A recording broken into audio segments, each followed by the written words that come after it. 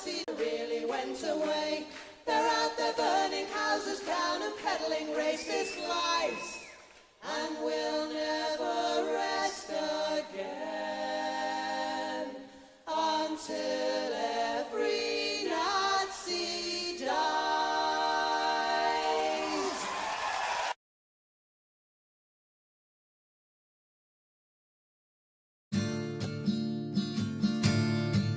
Woke up one morning and there were soldiers. Oh, bella ciao, bella ciao, bella ciao, ciao, ciao. Woke up one morning and there were soldiers.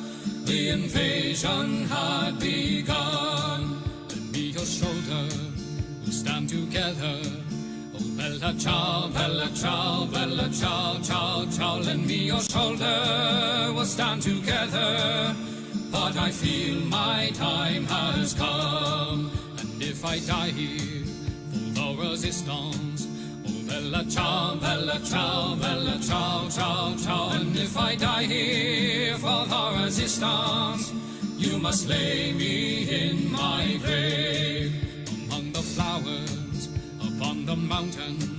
Oh bella ciao, bella ciao, bella ciao, ciao, ciao. Among the flowers upon the mountain, let me rest among the brave. Someday the people will pick the flowers.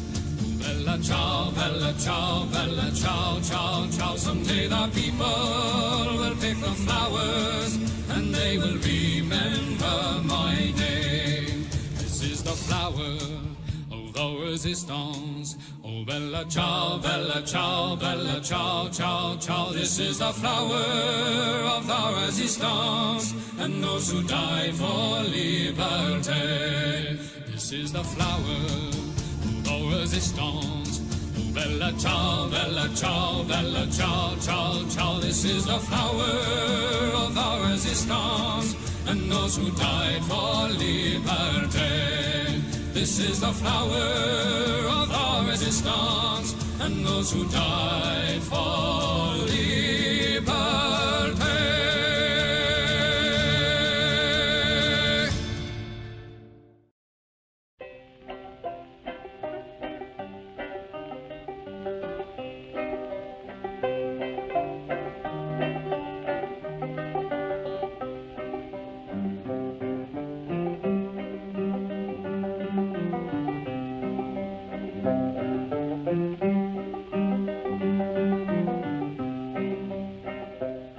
Come all of you good workers, good news to you I'll tell of how the good old Union has come in here to dwell.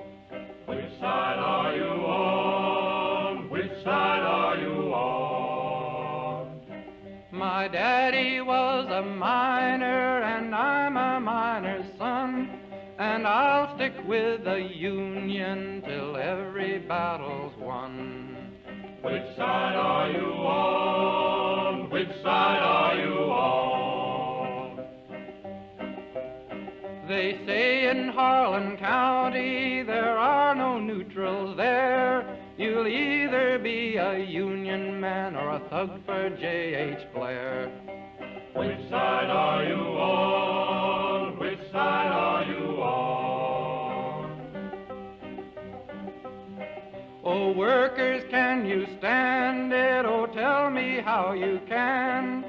Will you be a lousy scab or will you be a man? Which side are you on? Which side are you on? Don't scab for the bosses, don't listen to their lies. Us poor folks haven't got a chance unless we organize. Which side are you on? Which side are you on? Which side are you on? Which side are you on?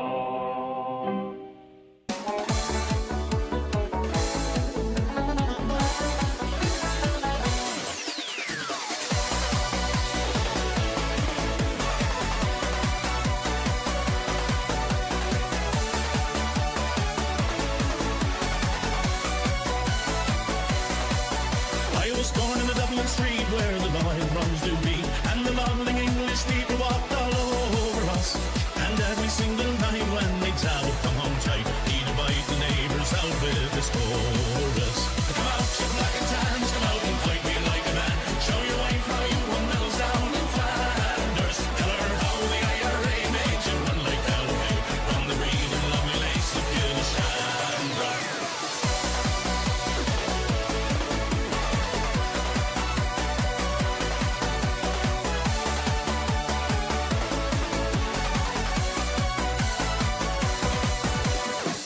how you slew them all Arabs 2 by 2. Like the Zulu say, had knives and bows and arrows. Of how brave you face one with your 16-pounder gun, and you frightened all the natives to them. Hello there, hello there, hello there, you sick, demented perverts. I'm Kevin Logan. Welcome to the stream. I'm very well, thank you very much. How are you, etc. Thank you for asking. Yeah, no, I'm well. How is everybody else? Ooh, that is.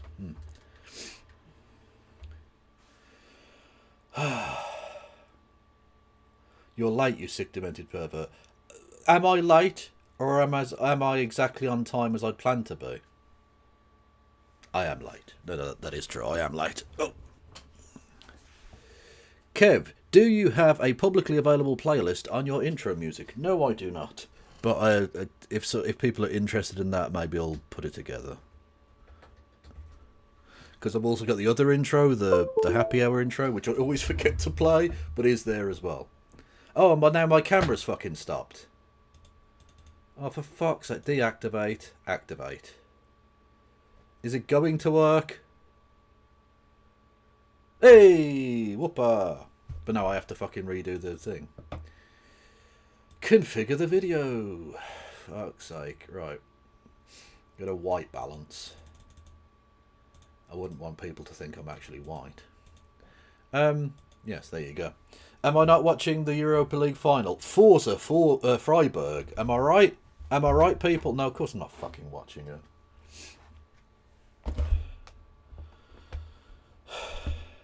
I'd literally rather saw off my own penis and get some help. Gooch. Which at least would be geographically, you know, one long thing. Where is the stream? I need to put my stream deck in. It's not a Kev video without tech issues. True. Well, look, I've got to flash my leftist credentials. And if there's anything about me that's the most leftist it could possibly be, it's the tech issues.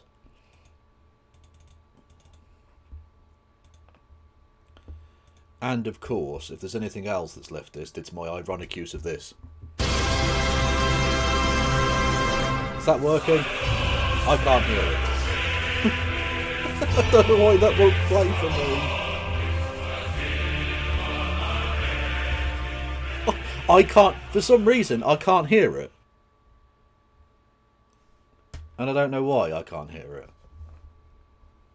Let's try again. Oh. Yeah, heard it that time. Fucking Christ almighty. The melt. Right. Thank you, Mrs. Reb, or Reeb? Rebay, for 11 months of Prime. Much fucking love to you. Yes. I suppose I should probably put my... Oh, no, the alert box is on, but because I couldn't hear anything, it was... Yeah.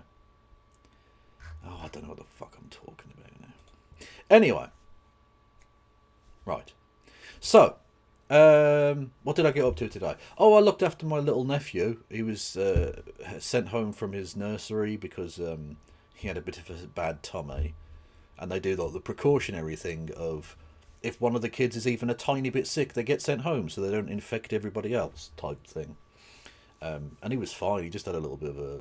He had a bit of a runny poo, and then he was fine. But his parents were at work, so... Uncle Kev was drafted in. I always feel weird turning up at a school trying to pick up kids who aren't my kids, because I don't have kids. And when I say pick up, I mean I've been specifically delegated by their parent/guardian to take them to my house or their own house or whatever. Crab dance if Villa loses the fight. No, I won't do that. Because I can't be bothered. But I will be sort of happy if that happens.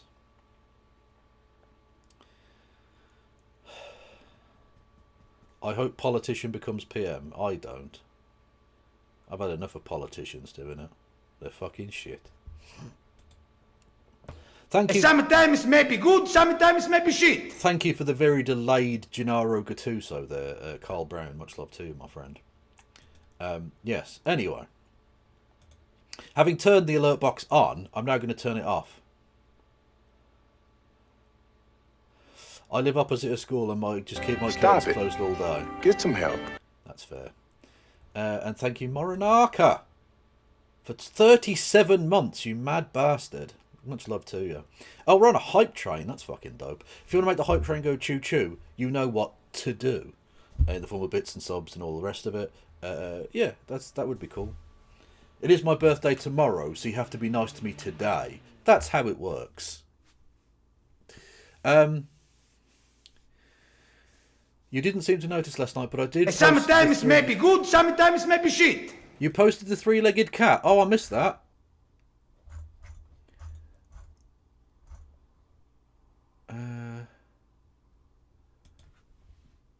Hang on a minute. I can't not show you three-legged cat. On the community tab. Do we have a community tab? What are you talking about? On your YouTube community page.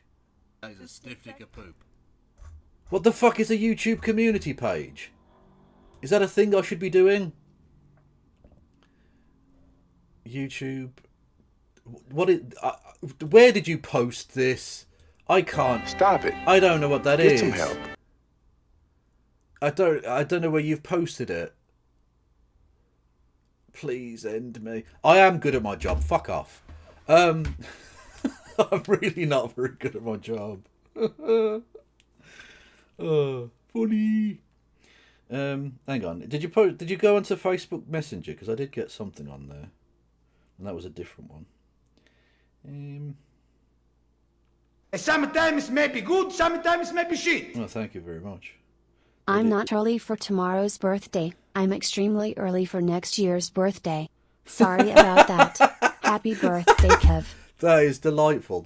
You know what? That's a callback to yesterday's gag. Much love. Thank you, Carl Brown, with the membership arena. Thank you, Lady Spellwind, as well.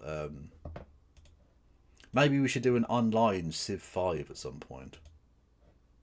Although I have to say, I do play a grindingly defensive early setup, so I take time. I don't attack until I'm fucking ready.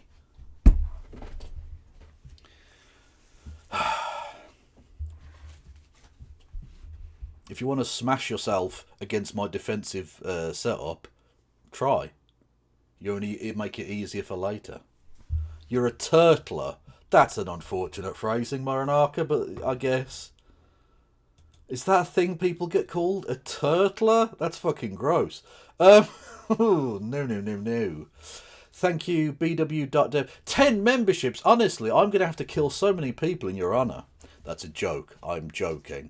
Thank you, Cupcake Chaos, for 63 months! Oh, that's OG shit. That's OG shit.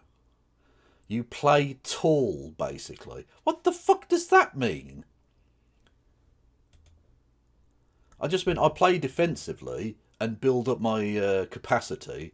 Then I start making the more advanced military units later on. And then break out. But when I break out in a fucking grandiose fashion. A lot of... I go all out. I give myself what I like to call a kind of puncher's chance.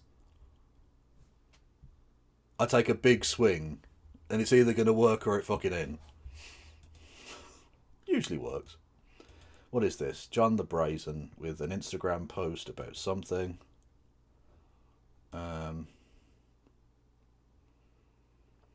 Reforms first. Oh, I'll take a look at that offline. Thank you, John. What is this? Ah, okay. Oh, I do have a community tab.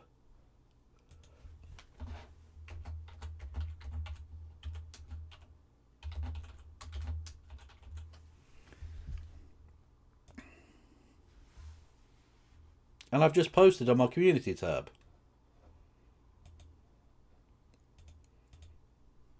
Do you want to see what I posted on my community tab, chat? Because I'm such a good creator. I didn't post the House of Commons. Something much more edifying.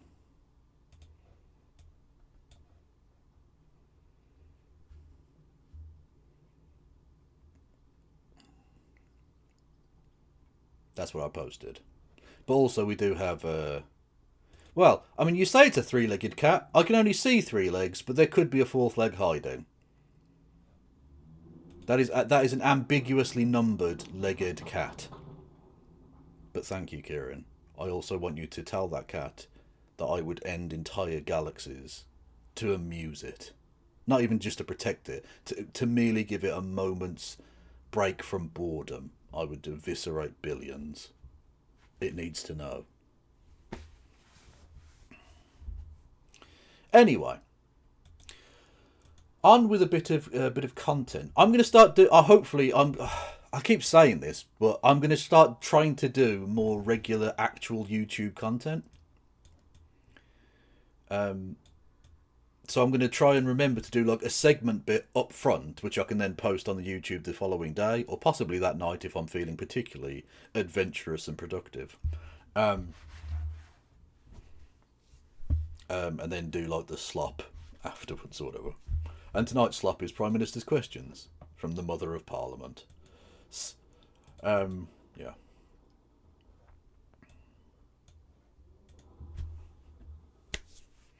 So, chat. We in the Green Party are regularly poked and prodded from national security obsessives about our supposed attitude towards Russia, the great geostrategic enemy of the Trilateral Commission types, when actually, really, they should be focusing on China, but that's a different matter entirely. Yes. The constant goading is amusing, if nothing else. And we are told from such people that the fantastic work that has been done by current incumbent at time of recording of 10 Downing Street, Sir Keir Starmer, KC, in supporting the continued support he has given to the Ukrainian people in their fight, is a sign of how different he is and how he's better, etc., etc., etc. And then comes this interesting little tidbit, a piece of news they didn't want to put out there with any great flash or fanfare. But the government have decided, actually, you know what, it's basically fine to buy Russian oil now. Kind of. Yes, the UK has delayed sanctions on Russian oil and gas amid Middle Eastern conflict. Short-term measures, apparently, on import of jet fuel and diesel and shipping of liquid natural gas aimed to help tackle soaring prices. Yes, that's right. The sanctions that were being placed on Russian oil in order to try and stop their illegal invasion and murder of Ukrainians. Apparently the UK government doesn't give a fuck about that anymore. This is literally what I told the Ukrainian people at the start of this conflict, that I support your cause because you have been wrongly invaded. This is disgusting and aggressive imperialist warfare being done against you. But don't jump into bed with the NATO people, because they will get bored of you and drop you as soon as there's self-interest involved. Here we are. Sir Keir Starmer, brave defender of the Ukrainians in the face of Russian aggression. Now, apparently it's fine. Apparently it's now absolutely fine to just give Russia loads and loads of money. Ladies and gentlemen, we got 'em.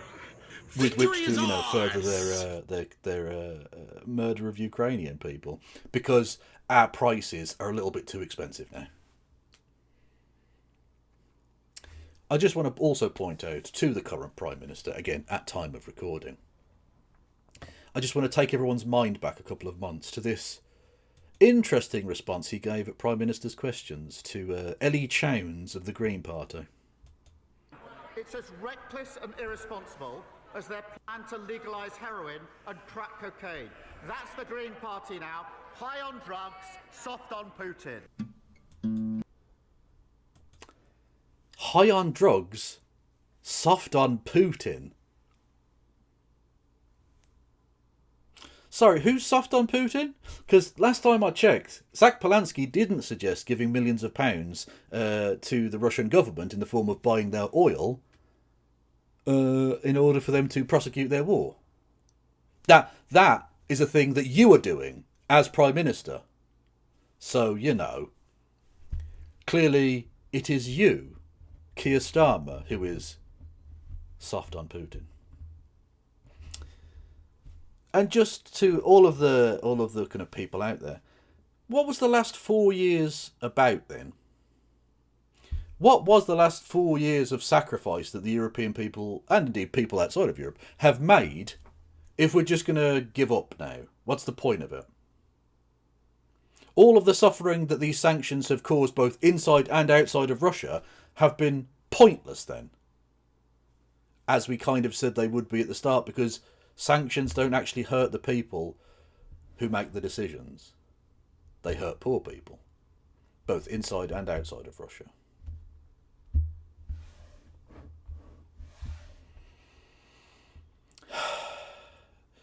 Keir, please fuck off. The country hates you. The world is at best ambivalent towards you if they've even heard of you. You need to fuck off. Forever. Ideally to The Hague, because of the whole war crimes in Palestine thing. But also, you know, just fuck off.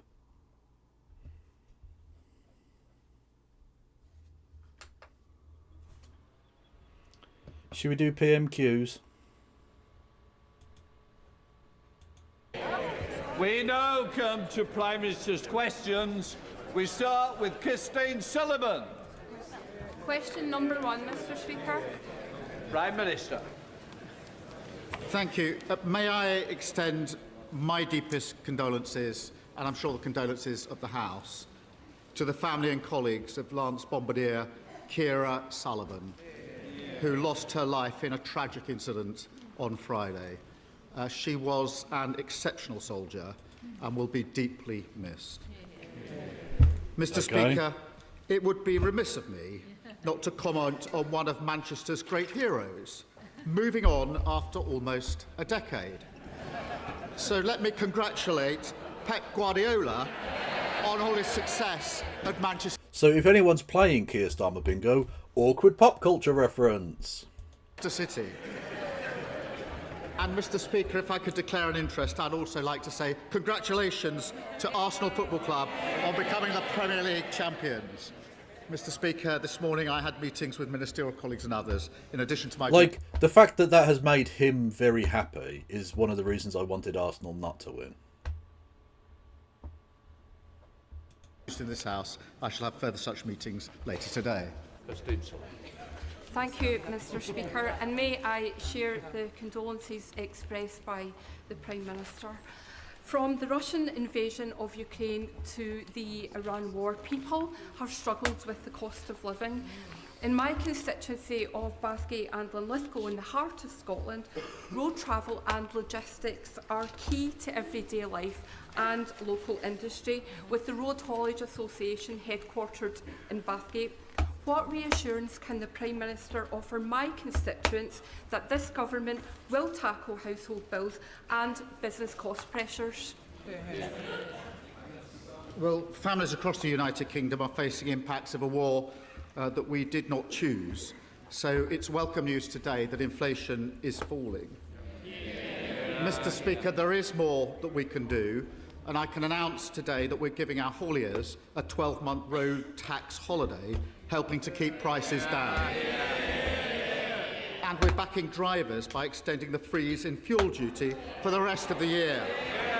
Wow, the bold leadership we need. You'll get a freeze in the increase in tax until the end of the year instead of August. Wow, he really understands the scope of the problems, everyone. I have faith that things will change. This is possible because of the decisions taken by the economy and the G7, and she will set out further action tomorrow. Mr. Speaker, this is not our war, but while the parties opposite wanted to jump into it, Labour will always protect working people. Leader of the Opposition, Kemi Beno.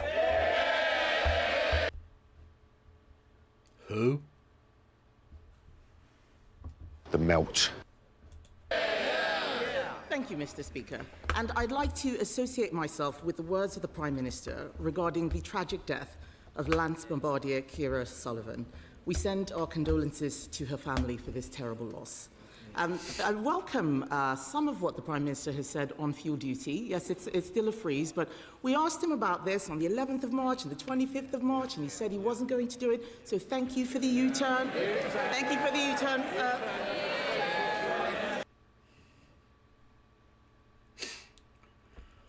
They're such shameless bastards, all of them. Labour MPs are shaking their heads. It would make more sense if they just did what we were doing, because they get there in the end anyway. But, Mr. Speaker, yesterday, Labour MPs voted to ban new British oil and gas licences. Why? Well, Mr. Speaker, in relation to... Well, they really are just in hock to the fossil fuel companies, right? Like, that's just all they are. The Conservative Party is not an ongoing political party that has any future. What it is a temporary stopgap lobbying organisation for fossil fuel companies. Fuel duty. Under the plans that we inherited, fuel duty was due to go up by 5% in April. We stopped that, and they voted against it. We're now extending the freeze because of events in the Middle East. And I know the Leader of the Opposition likes to claim responsibility for things that have got literally nothing to do with her. In her mind, she won Eurovision on Saturday and scored the winning goal in the FA Cup final. But she's never takes any responsibility for what they did for 14 long years. Mr. Speaker, in relation to oil and gas is coming out of the North Sea 24/7. It will play an important role for many years to come. We're supporting existing oil and gas fields throughout their lifespan. We made changes actually in November to allow neighbouring fields to be exploited. But families across the UK are fed up with their bills going up and down because of global conflict. The only way to take control is through renewables. Mr. Speaker, we've now consented renewables to power 23 million households. The Leader of the Opposition wants to stick with the old Tory energy policy, which is leaving households exposed to higher bills year after year. Mr. Speaker, what's causing problems for British consumers is the high energy prices, which are caused by his policies. I asked him why they voted... This, honestly, like, she needs to fuck off as well. Like, we have an unbelievably weak front bench on the government side and an equally weak bench on the opposition side. We have absolutely no leadership. We are rudderless in a fucking storm. This fucking dickhead stumbling and bumbling her way through trying to ask what the fossil fuel companies get out of anything, and the other guy on the other side going, well, actually, sensible. We need to be sensible about the sensible. And it's just fucking dreadful. Absolutely fucking awful from both of them. How are either of them still there? That's... You know what this is? This is the outcome of two major political parties who selected for loyalty rather than leadership. They selected for loyalty to the party. Sorry, I am misgendering him. You're quite right, Layla. I apologise. Old Kevin Baconock over here, right? Why they've both sides have bred their political class or whatever to be loyal and not think. So when it comes down to wielding the knife and trying to get rid of a shit leader, they basically can't. They're all so pathetically cucked to the party system that they can't even wield the axe properly anymore. So you have two absolute lame ducks on either side of the fucking dispatch box with no challenge to them. Who's challenging these people? Andy Burnham might if he wins, and if it's not, then it's going to be Wes fucking Streeting. And who's on the other side? Fucking James Cleverly? A useless backbencher who last time was so shit that he lost the leadership election because he told his own voters to vote for someone else thinking he had enough votes, and he didn't. He out-mathematicsed himself out of becoming leader of the Conservative Party. I don't know about you, maybe don't put him in charge of the fucking economy. For this. He had no... We are, that's such a great description. We are the briefcase event horizon, and the entire country is about to tip in and be destroyed. So true. Answer. So let me make clear what is going on. We are losing 1,000 jobs a month in oil and gas. I asked him about new licenses, not about existing drilling. And then, late last night, Mr. Speaker, the government snuck out an announcement that it was removing sanctions on Russian oil.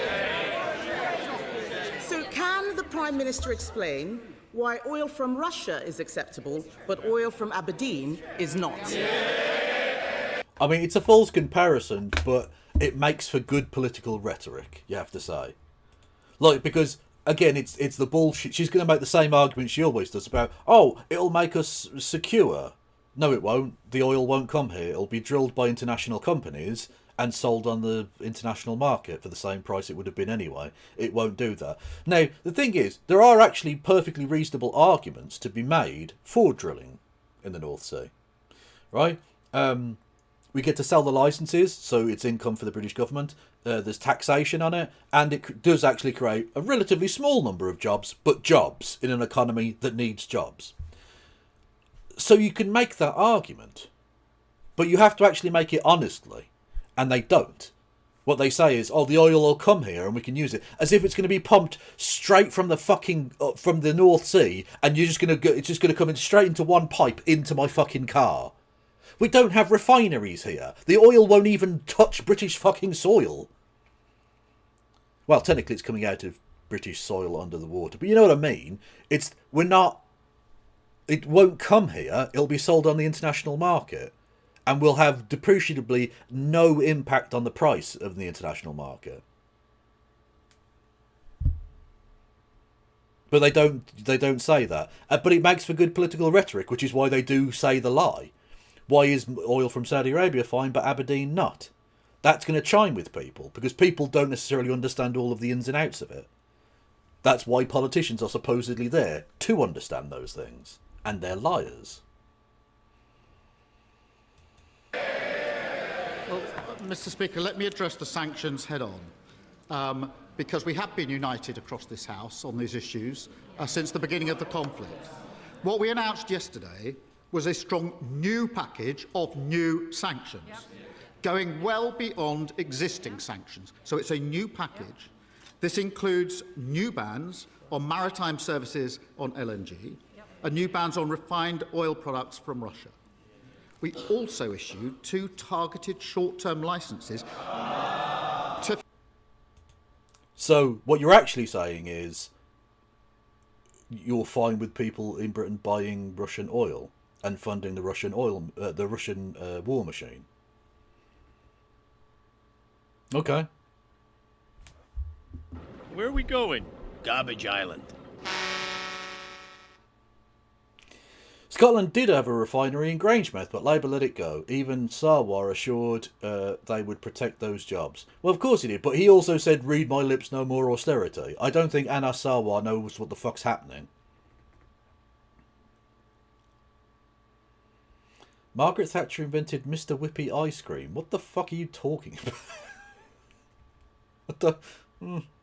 Anyway. Yeah. But thank you for the bits. Much love. Phase the new sanctions in and to protect UK consumers. Mr.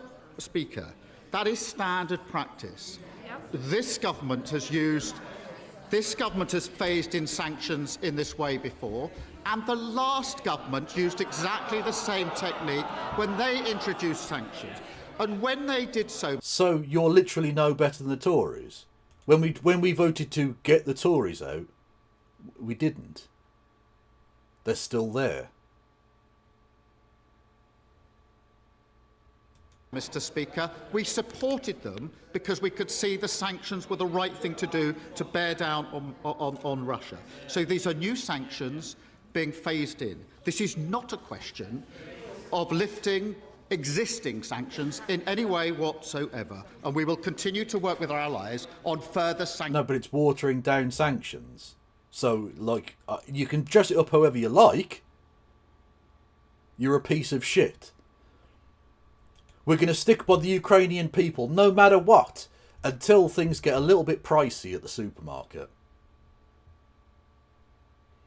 Until the people of the first world actually feel the pinch, and then fuck them. They can all just rot.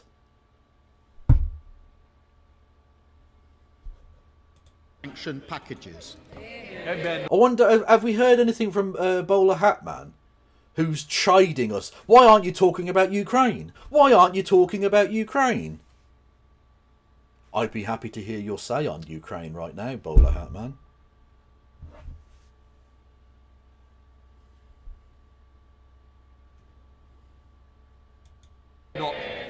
It's a very weak set of cheers from the MPs who are trying to get rid of him, could I just say. Mr. Speaker, he doesn't know what he is talking about. This level of processology is not going to get him out of these difficult answers, okay? Processology. Let me tell him what is going. Processology.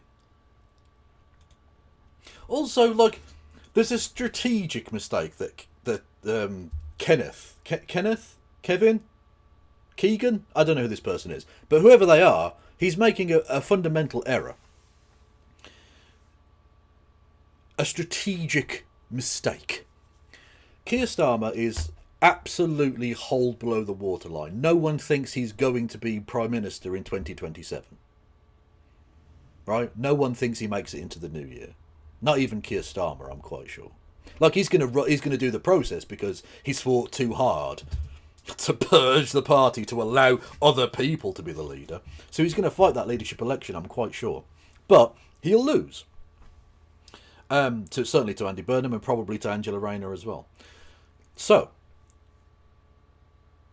he's hold below the waterline. There's so much you can attack him on.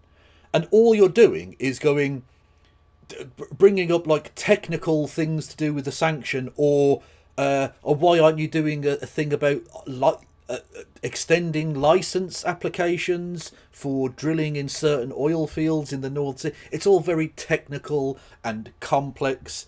I don't know that there's much cut through to the issue. Like, you need to be, ironically, you need to be a little more emotive and a little less processology yourself. It's like you've got an open goal and you're trying to take on the posts rather than just putting the ball in the net. Like, it's ridiculous that you're doing this, but, you know. How do I gift a membership? If you go and do a membership below, it gives you an option to gift randomly or select an individual person. So it's the button, the subscribe button down below. Or membership, whatever. Yeah. And processology is a terrible term, yeah. Briefcaseology, that's the real term. Going on. Labour are giving money to Russia. Reform are taking money from Russia. There's only one party that is standing up to Russia, and that is the... You had dark Russian money sloshing around for years. What are you talking about?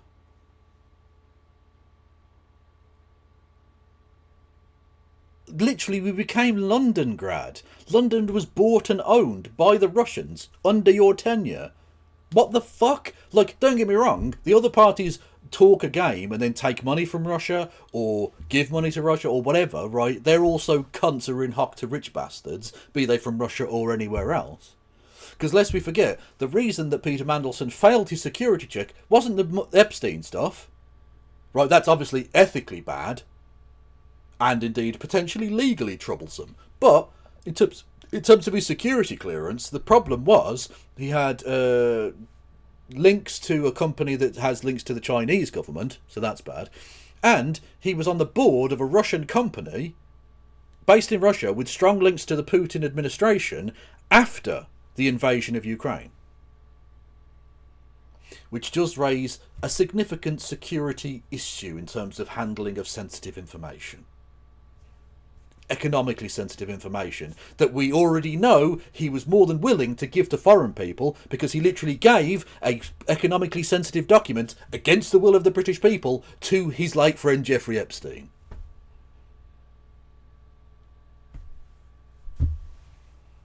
So the other parties are also shit. She's not incorrect about that. She is also shit, though. Villa are not winning. Villa are scum, okay? It doesn't matter the outcome of the game. They're fucking evil, degenerate animals. Except the ones that I'm related to, that I have to put up with, okay? If you're watching, suck a dick. My cousin knows who that is. My cousin probably isn't watching. They're probably watching the game, right? But they'll watch the stream back later. And, yeah, suck a dick. Conservative Party. I cannot believe that he's actually saying that he's doing something good on the war in Ukraine.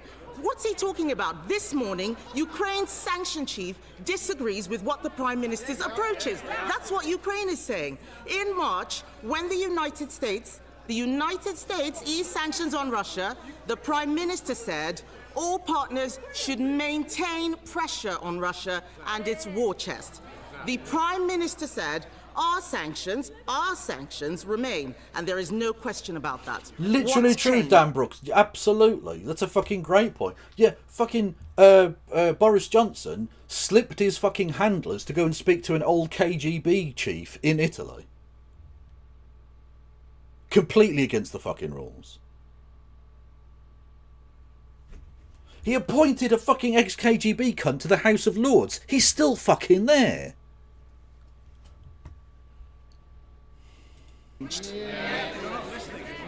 I really think on an issue of this importance, which is about further sanctions on Russia in relation to Ukraine, it is really important that the position is not misrepresented. Exactly.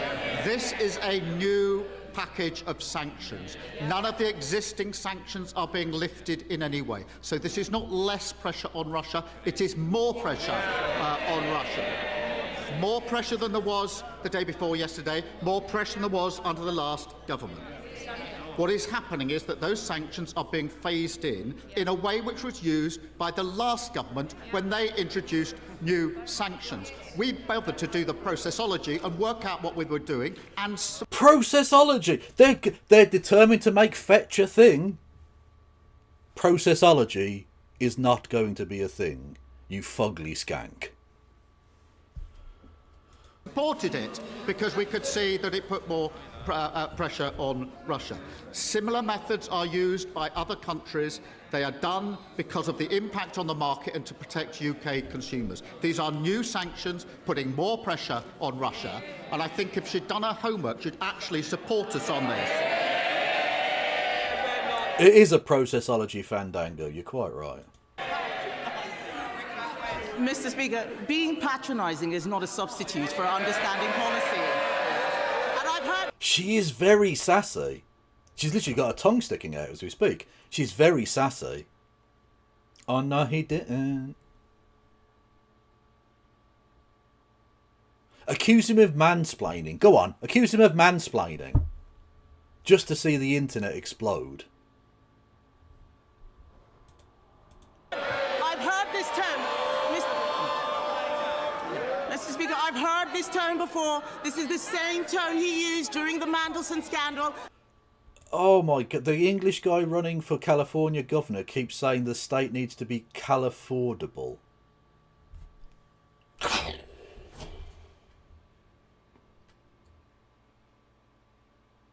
I am dead. And I pulled the fucking earphones out. With my mock suicide. Anyway. I'm sure that wasn't TOS, that's fine. And they were all cheering, and then it turned out that he was wrong, wrong, wrong. He says that other countries are doing this. The EU is not doing this. Let me make it clear, I know it hurts him to hear it. He is now choosing to buy dirty Russian oil. That money will be used to fund the killing of Ukrainian soldiers. Isn't he ashamed? See, that's the right kind of framing to get across to an electorate. Like, I don't think she will, but that's the right approach to it. Don't do like a technical, oh, it's a package of sanctions and blah, blah, blah. No, just say, look, you're going to get Ukrainians killed, you prick. I really think that to misunderstand and misrepresent what is happening, this is a very serious issue where we're working with other. It's very serious and sensible. We need to be adults in the room. Stop doing your student politics. Also, why does it look like David Lammy has just smelled a fart from Keir Starmer? He's both got the, what do you talk about, Willis? Look, and the kind of like, he's just smelt a fart. Look at him.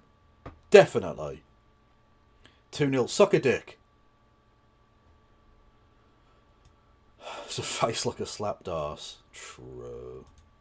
These are new bans. They're new sanctions. They're new bans on maritime services on LNG as of yesterday. They're new bans on refined oil products from Russia as of yesterday. They are being phased in. Oh, we can see a bit of the Right Honourable Jenny. She is in attendance. The Prime Minister we all wanted and needed.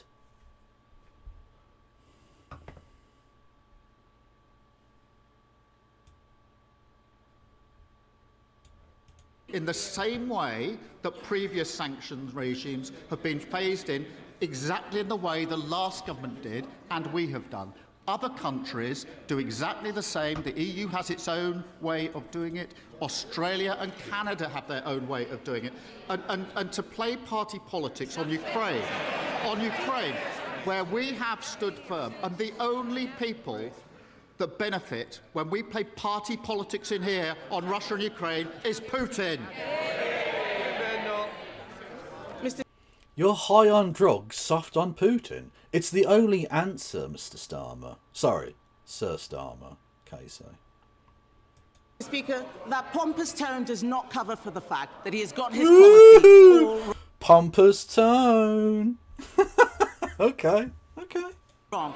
I have asked him about oil and gas again and again and again. Yeah, we realise you're a paid spokesperson for the natural gas and oil industry. Yes, we know. You're obsessed with fracking. Probably not under your house, but you know. Last time he told me that it was the Energy Secretary's job and it had nothing to do with him. That's what's destroying this country. It's not playing politics. It's speaking up for the people who are out there. The fact is, more people are buying Russian oil because British... Hang on. Let me have that again. Again and again and again. The last time he told me that it was the Energy Secretary's job and it had nothing to do with him. That's what's destroying this country. It's not playing politics. It's speaking up for the people who... Oh, okay, she worded that weirdly. It made it sound like she was saying speaking up for the people was destroying the country. Poorly punctuated sentences. 101.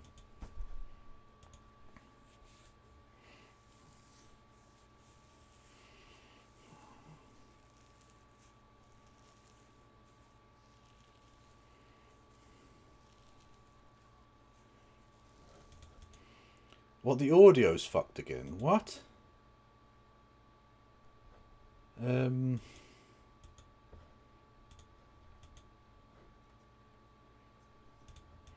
Was it back then? Was it back? Or not? Or are you playing with me? Nope.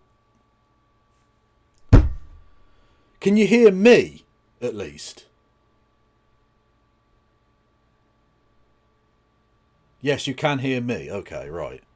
So why wouldn't that be? Shall I just reload, I guess? Is more people are buying... Right, did that work? Sometimes may be good, sometimes may be shit. She's back. Happy early birthday, Kev. Have a pint on me. Love you. Well, I might have a pint out of a cup rather than on you, but I appreciate the money nonetheless. I will use it for heroin. Much love. Buying Russian oil because British oil isn't being... Imagine me as I'd be the fattest heroin addict ever. Look at me. There's no way I'm a fucking... Have you ever seen a smackhead with jowls? Behave yourself. Baby got back. She does got back, to be fair. She is caked. Drilled. He's sanctioning British oil, but not Russian oil. And he should be ashamed, Mr. Speaker. He should be ashamed. I cannot believe that this Prime Minister, even when he has nothing to lose, continues to defend banning new British oil and gas licenses. In April, Britain saw the single biggest drop in employment ever since the pandemic. That's under them. 210... hang on. Ever since the pandemic? So, in the last 5 years. Ever since the last 5 years. That's not really ever, is it? That's not how the word ever works. Okay. Yeah, at least she's not asking about Chagos, I guess. Because to be fair, they've already fucking U-turned on Chagos, so she doesn't need to. 1,000 people have lost their jobs in the last year. What he is doing is going to cost thousands more people their jobs, especially in cities like Aberdeen, which rely on oil and gas. So can he tell us, why is he doing everything to save his job and doing nothing to save other people's jobs? Mr. Speaker, there is drilling in the North Sea, and on her, she said there's no drilling in the North Sea. She's going to have to refer herself to the Privileges Committee, Mr. Speaker. There is drilling. It's funny. It's funny because he forced his MPs to vote against him going for it in front of the Privileges Committee, as you know, because he's, you know, that's funny. It's funny that he subverted the will of the electorate and indeed of the Parliament like that. That was fun. Cool. Drilling, it's 24/7 and oil and gas are coming out, and that will be important for many, many years to come. We are supporting those existing oil and gas fields throughout their lifespan. We made changes in November to allow neighbouring fields to be exploited. But it is because we are on the international market that our prices of businesses and households go up every time there's an international conflict. We saw it with Ukraine, or we saw it with Iran, and people are fed up with a government, the last government, that didn't take control of their bills. We're taking control of their bills. The way to do... No, you aren't. You have done palpably next to nothing about the essentially a cost of living perma crisis that the fuckers at Westminster have just accepted. Fuck it, the poors don't deserve to live. That is through renewables, and that's what we're doing. Mr. Speaker, it gets worse and worse. He doesn't understand the policy. I am asking him about new oil and gas licenses. New oil and gas licenses, which they voted against yesterday. If they had approved those licenses for Jackdaw and Rosebank like we did, we would have that oil. She's a sassy lassie. In this country now. We would. No, we wouldn't. It doesn't come to this country. You're a liar. I knew she was going to say it. It's inevitable. I just listen to him, and I wonder if he is okay. He is so deep in the bunker, Mr. Speaker. He's importing sanctioned Russian oil. I thought she was going to say closet. I thought she was going to say deep in the closet. That would have been hilarious. He's nationalising steel. He's imposing price controls in the supermarket. It's like the Soviets won. This country...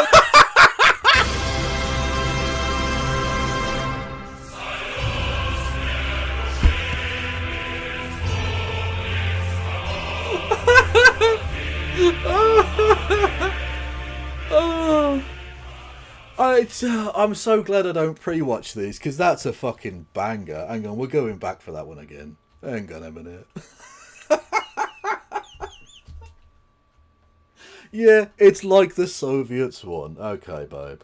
I just listen to him, and I wonder if he is okay. He is so deep in the bunker, Mr. Speaker. He's importing sanctioned Russian oil. He's nationalising steel. He's imposing price controls in the supermarket. It's like the Soviets won. This country needs a government.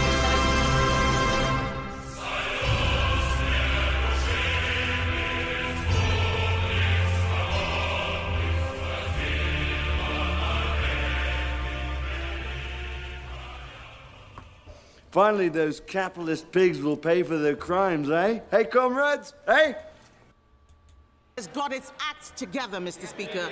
Instead, what we have is a Prime Minister hanging by a thread, fake support from his backbenchers, too scared to take difficult decisions, losing his moral compass by backsliding on Ukraine. Yes, he is. Mr. Speaker, look, the shakes of their head are so feeble. It's so feeble. He has got... They can... It's absolutely laughable, Mr. Speaker. It's absolutely laughable. Like, he would have had to have had a moral compass in order for him to lose it. I think it's just safe to say he didn't have one.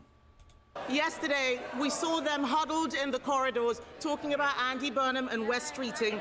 The fact is, he's got a cabinet fighting to replace him, and the worst part is, they aren't getting rid of him over his terrible agenda. No, they actually like it. They just want a better salesman. So isn't it the case, Mr. Speaker, that it doesn't matter who replaces him, the real problem is the Labour Party? Mr. Speaker. Well, the thing is, they're not even doing price caps. Thank you, Fosmos. They're not even doing price caps. They're sort of asking the supermarkets to voluntarily do caps.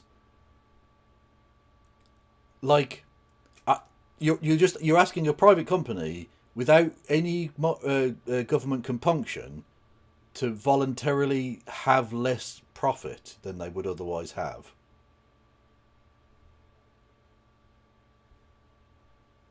Yeah, I'm sure that'll definitely work. He definitely understands the scope of change necessary. I think not, Prime Minister. Mr. Speaker, look, a lot's been happening in recent days, so she may have overlooked the fact that last week the ONS announced we got the fastest growing economy in the G7. Last week we had the biggest fall in NHS waiting lists for 17 years. Today, inflation's come down. Is the Ukrainian rent boy thing a meme or real? Well, a bit of both. Right. So the story is, and I've watched a little bit of coverage on the trial. So the actual things we know are that some Ukrainians firebombed property near to or directly on the property of the Prime Minister. So they firebombed a car, like outside his house, and then the front door of his private... When I say where he lives, not 10 Downing Street, his private residence in London, right? But the actual house he owns. That actually happened, and that was like when he was like brand new as Prime Minister. He'd only been in a couple of months, I think, at that point. So we know that bit's absolutely true. There was speculation about potentially them being Ukrainian sex workers of some variety. Many of them have been involved in fashion industry and linked to people in organised crime. And if you put those things together, the idea of them being either trafficked or willing sex workers of some variety is not impossible. Now, I mean, I do the meme because I think it's fucking hilarious, but I don't necessarily think it's completely true. We don't ultimately know at this point, I think, exactly what the point of the attacks really was, but it has some connection to Russia/Ukraine and probably organised crime or something. Some of the bits are being like kept hush-hush at the moment. And the fact that the media don't want to touch this story is very fucking suspicious, because this has the kind of juicy, salacious gossip angle to it that they love in every other instance. But for some reason, in this one case, they're not touching it. And I don't know why. And I need to know why. Which does lend credence to the idea that there's something very, very embarrassing about the state that they don't want to reveal. I don't know. But yeah, look, it's partly real and partly not real.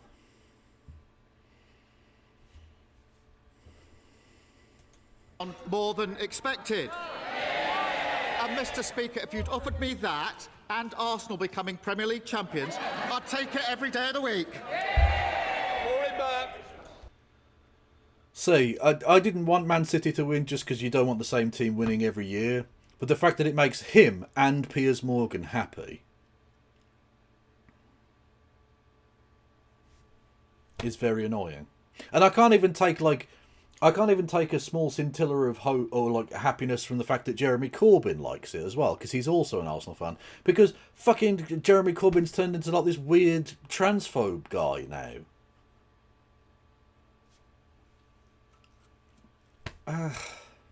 It's all very grim. Thank you, Mr. Speaker. This year marks the 20th anniversary of the Royal Regiment of Scotland. 20 years of duty, courage, and for 23 of its soldiers, the ultimate sacrifice in... Oh, for fuck's sake. Corbyn is a transphobe. Well, I mean, yes and no. He's certainly been okay accepting transphobes into the Your Party thing. And has made noises about wanting to win over socially conservative, more economically progressive people. Which is just code for, like, TERFs, right? That's just TERFs. TERFs who are like, we want taxes on rich people, but also trans people are scary. Like, he wants to win those people. So I don't understand where he's at as a politician exactly. No, not your party. Your party. Please. Was sex-based rights also in his manifesto? Oh, that's grim. Yeah, if you talk about sex-based rights, that's pretty gross. It's pretty gross. He's weak. He's not transphobic. If you hug and welcome in a noted transphobe to your party, quite literally your party and your party in this instance, that does suggest, like, maybe you're at the very least far too comfortable. Stop it. Get some help. Far too comfortable with transphobes for my liking.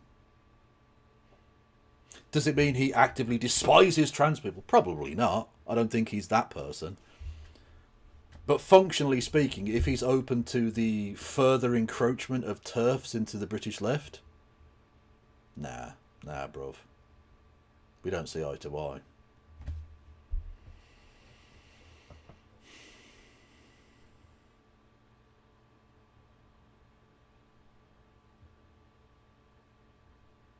Can you not give me updates of a game that I've chosen not to watch, please? I don't want to know. How much did your party get in the local elections? Basically 0. They didn't stand many candidates, and those that did stand didn't win many votes. They're not, functionally speaking, an actual political party. Thank you, it's the Morton with 13 months of Prime. I don't know what I'm doing here. I don't either. So we've got that in common, it's the Morton. I also don't know what I'm doing here. So, you know. Service to our country. Across Scotland, more than 20 councils have already recognised their service by granting the regiment the freedom of their area, reflecting Scotland's long and proud... Quite right. Oh, I love licking the boot. Yummy boot. ...tradition of respecting our armed forces. Quite right. Earlier this month, however... Oh, briefcase Reno!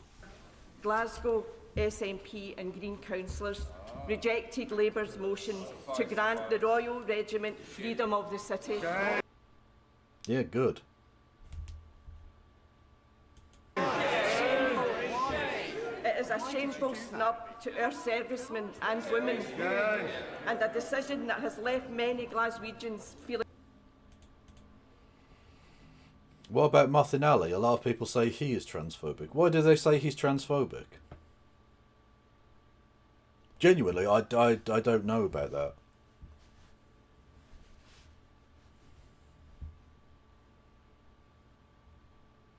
He refuses to accept the Greens LGBTQ plus pledges when asked. That's a bit sussy. I'll have to look into that. Someone wants to point me in the direction of information or context surrounding that. Please do. Please do. feeling ashamed and embarrassed. Does the Prime Minister agree that this is an insult to those who serve, and will he join me? NJ would know. She probably would, to be fair. Helena probably would know. But, like, I'm sort of reticent to talk about trans stuff to her too much. Because, look, it's not the focus of her content, right? And I don't want it to be like, oh, you have to be the spokesperson for all of the transes. Yeah, I don't want to be that guy with her. You know what I mean? Like, I'll raise it if it's absolutely pertinent, if there is an ongoing political or news story surrounding it, but I don't want to bring it up out of nowhere. Do you know what I mean? Me in urging Glasgow City Council to reconsider. Can I join my honourable friend in paying tribute to the bravery and sacrifice of the Royal Regiment of Scotland? I've had the privilege of meeting Scots serving in our armed forces across the world. They deserve our deepest gratitude. I cannot understand. He was asked on Double Down News, does anyone have a link to that? The other day, he was asked to sign pledges from many groups. He refused on the basis that members decide policy, not leaders. He signed no pledges. Oh, okay. So he just across the board didn't. So, like, technically he did refuse to sign the LGBTQ plus pledge, but also the, I don't know, transport pledge or something. You know, I don't know. Look, if he was selective with it, if he signed the, I don't know, fuck landlords thing, but not the queer thing, that would be sus, eh? Understand how the SNP and Greens have arrived at this decision, particularly when Glaswegians have contributed so much to the Royal Regiment. It's not too late to do the right. Oh, Jenny. We have a full frontal Jenny. Salutes in chat. I'm not asking. I'm telling you. We are in the presence of greatness. Absolutely stunning work. Look at that. Cross paw pillow. Boom. What a fucking queen. And I'd urge them to reconsider. Yeah. Leader of the Liberal Democrats, Sir Ed Davey. Why? Why? Just why? Thank you, Mr. Speaker. Can I join the Prime Minister in sending our condolences to the family of Lance Bombardier? I do have to say, cracking pair of socks on this lad on the right. Look at that. Big white dots, red background. Fuck yes. And you know what? If you've got it, flaunt it. Don't bother like pulling your trousers down. Show all of the sock. I see you, friend. I see you. Kira Sullivan, the death, that tragic accident, and to all her colleagues. And I hope the Prime Minister will also join me in sending condolences to the family of Scott Hastings, the former Scottish and Lions rugby player who sadly passed away at the weekend. Mr. Speaker, in 2025, Donald Trump and Elon Musk abolished America's international aid program. At the same time, the government made huge cuts in the UK's own program. We now see a dangerous outbreak of Ebola in Central Africa, and many people fear... So he's just... Okay, I see where he's going with this. For a second, he was like, just mentioning things. I thought it was a bit... Yeah, okay. It's going to spread and get much worse. Yet there are rumours across Whitehall that the Prime Minister is planning further cuts to Britain's international aid programme this year. Will he today rule that out entirely? Have I seen James O'Brien getting excited about Wesley and Brexit? I haven't, but if you've got a link, I'm more than happy to slop it up after this. Mr. Speaker, he raised a very important issue in relation to Ebola and Africa, and obviously we're working at pace and with others in relation to that issue. We did take a decision in relation to aid in order to fund defence spending because we... Which is illegal. That's literally illegal. You are to the right of David fucking Cameron, who passed the law that said you couldn't directly cut international aid in order to spend money on the military. And yet that's what you did. You are to the right of the most right-wing government we have ever had. Well done. We needed to increase defence spending, but we are committed to our overseas aid, and we mitigated that with some of the measures that we put in place. Notice he did not say, no, we are not going to cut aid budgets. So I'm just going to make this incredibly straightforward prediction. He is going to cut international aid budgets in the very near future because he totally gets it and has totally changed and is not a weird neoliberal freak anymore, honest. Mr. Speaker, I'm not sure if the Prime Minister completely ruled out further cuts to the international aid programme. And with defence chiefs this week writing to the Times saying cutting aid for defence is a mistake, I hope he and his ministers will rule that out today. And if he doesn't, I hope Labour Party members will ask all the Labour leadership candidates their position on the future of Britain's aid programme. Mr. Speaker, in the past few days, two of those Labour leadership candidates, the Right Honourable Gentleman, the member for Ilford North, and the Mayor of Manchester, have ruled out any support. Can I see the link you sent? I can't see a link, Kieran, no. Apologies. It's... oh God. The interview Keir Starmer doesn't want you to watch. Hang on a minute.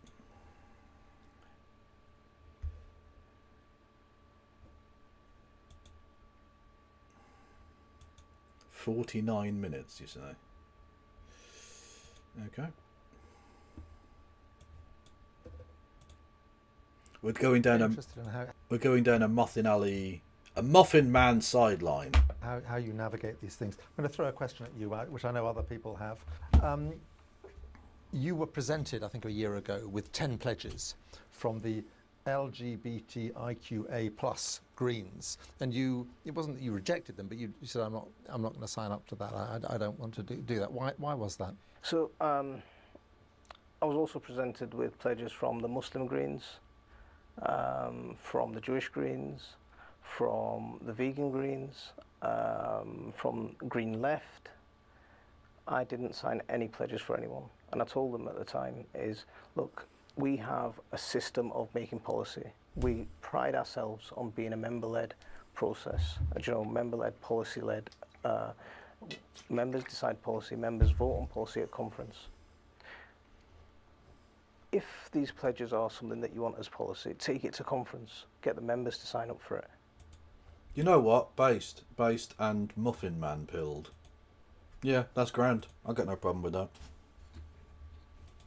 For Britain joining the UK customs union with... But Kevin's an evil Muslimic. True. That's how they secretly get you. That's Takia. That's what he's doing there. Yeah. He's pretending not to be transphobic because reasons. The EU, despite the fact that it would boost growth and help us cut the cost of living. Is the Prime Minister relieved Shakira law. that he has finally something that he can agree with his colleagues on? Mr. Speaker, in the last 2 years I've been negotiating... I so don't give a fuck what Ed Davey has to say about anything that I don't even know what he asked. I don't care. And it's not going to get answered anyway. Negotiating serious trade deals. Serious trade deals. Adults in the room, serious fucking trade deals. Sensible ones. For our most important sectors of the economy. They're trade deals with the EU, but also with India, North Korea, and the United States. Hang on, whoa. But also with India, North Korea.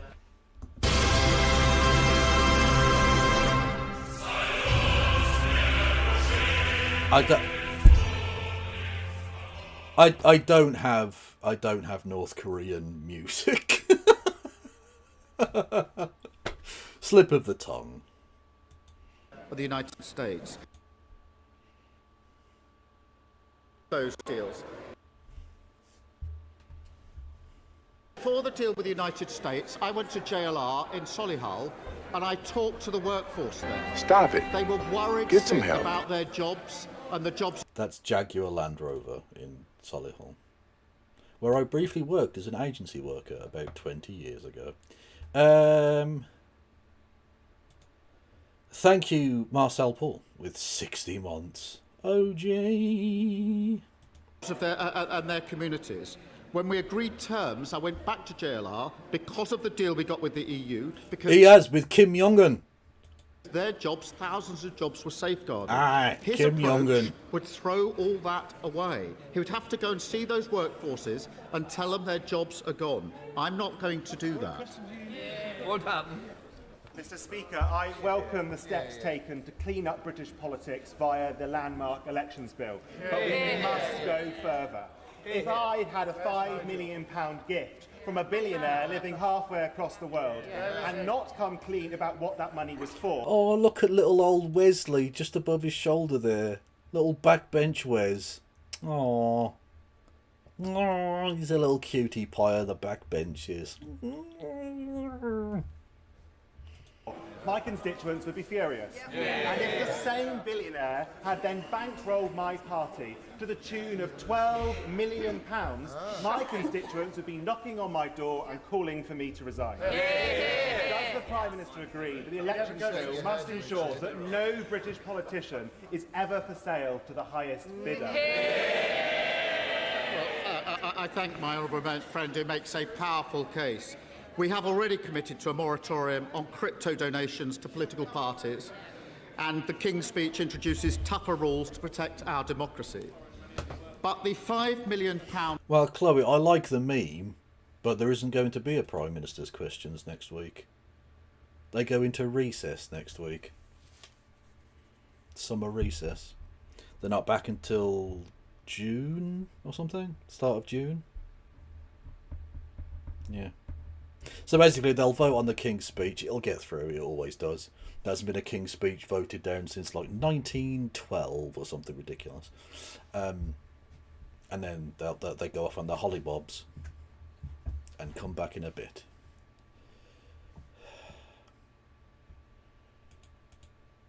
Oh, hang on, what's this?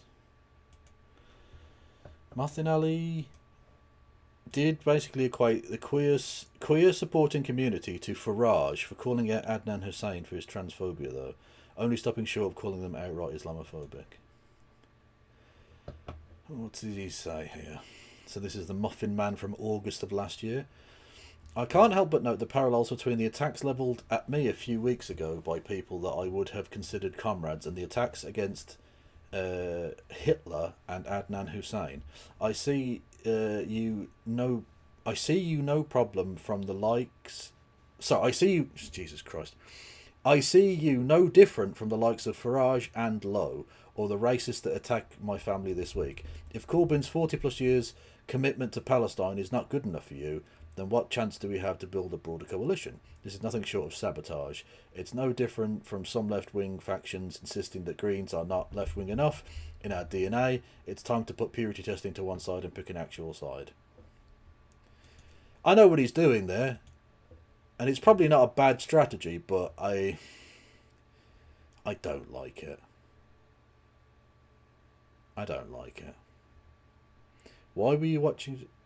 I wasn't watching Ian Dale. What are you talking about? What? Also, what's wrong with watching Ian Dale? Like, he has some interesting people on that fucking panel talk show thing.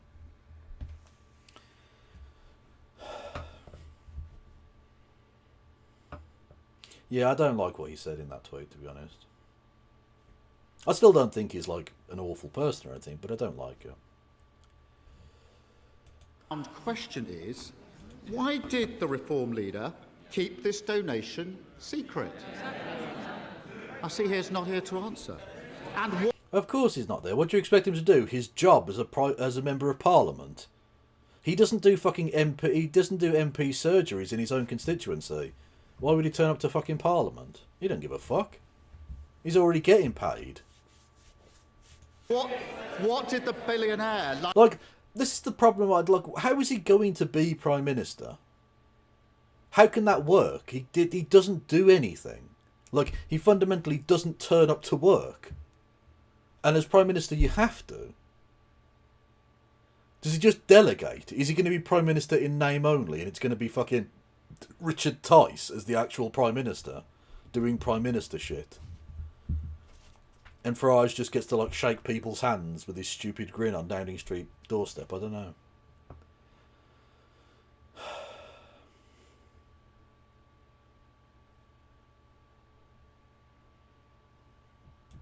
lining his pockets ask for in return?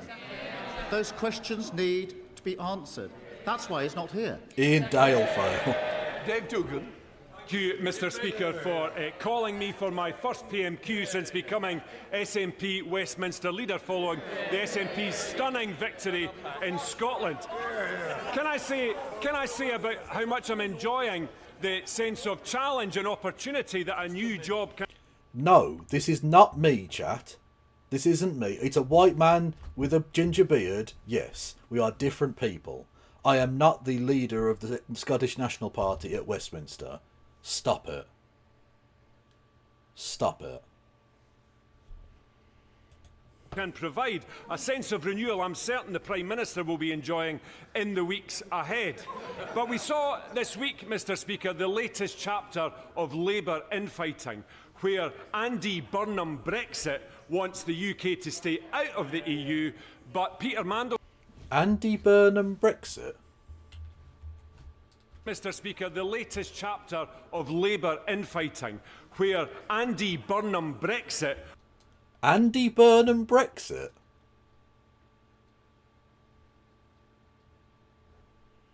wants the UK to stay out of the EU, but Peter Mandelson's pal, the former Health Minister, wants us to go back into the EU.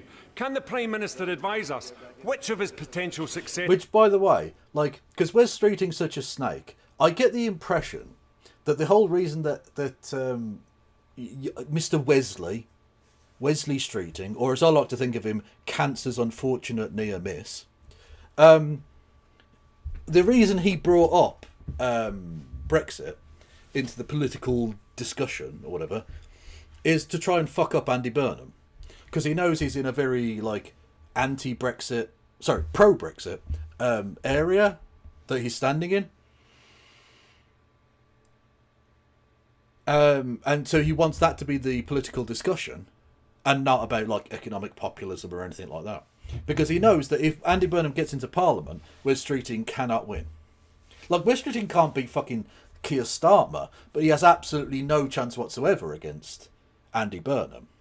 So I think he's doing it because the only chance he has, realistically, is if they can make Keir Starmer's position so untenable that he essentially does an orderly transition, ironically, given that Wes Streeting is such a transphobe, an orderly transition to Wes Streeting as Prime Minister. If there's an election at all, he loses. So he can't allow that to happen, and so he tries to block his main theoretical rival for the position, you know? And yes, it's a shame to see Stephen Flynn not around in Parliament anymore, but he's gone to a better place. Scotland. Scotland is better than Westminster. Just demonstrably in every conceivable fashion.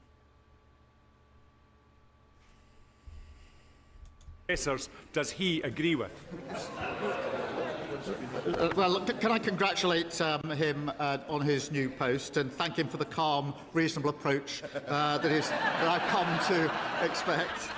Oh, you're not calm and reasonable. I'm a very serious politician, actually. Ignore the fact you just handed our arse to us in the election.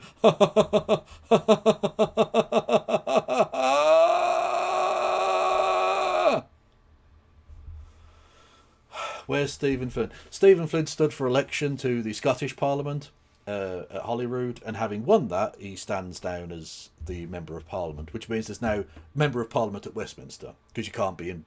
actually, no, I think you can be in both temporarily, because Douglas Ross wasn't he, for a little while. But either way, he stood down, and there's going to be a by-election now in Aberdeen something or other. One of the Aberdeen seats that he represented. I forget what it's called. Aberdeen South. Maybe. Which could be a tight race. We don't know. Yeah. Flynn was very popular, but the SNP aren't necessarily in that city. Because it's Oil Town. It's basically... Aberdeen is basically Scotland's Texas. You know. Yeah, and the rolled R's will be missed. My position is very clear. We have already negotiated a closer relationship with the EU. We did that last year. We have another negotiation and agreement this year at a summit where we'll get even closer and take a big step forward in relation to our relationship with the EU, which is in our national interest. Chris Vince from Hollow. Thank you.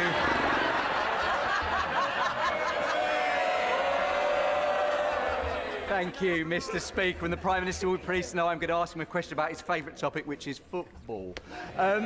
There are people in this House that seek to blame the Prime Minister for everything, but I thought it was a bit rich when one national newspaper blamed the Prime Minister for Harlow Town going into administration because he once went to visit them. But as I know Harlow Town is very much the Prime Minister's second team, he will please to be know they are now out of administration, looking forward to a strong future. Can I ask the Prime Minister...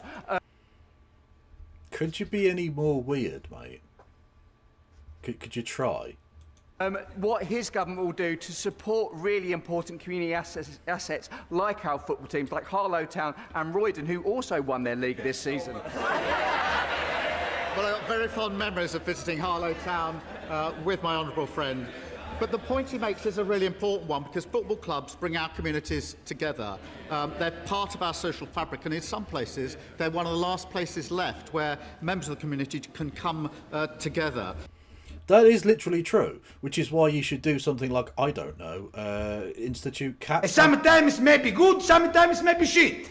Institute caps on ticket prices to allow poorer members of the community to engage in one of the, as you point out, one of the few remaining third spaces where social interaction can take place.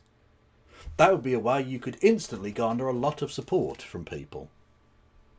But of course you'd lose support of the rich people who buy you stuff. You know.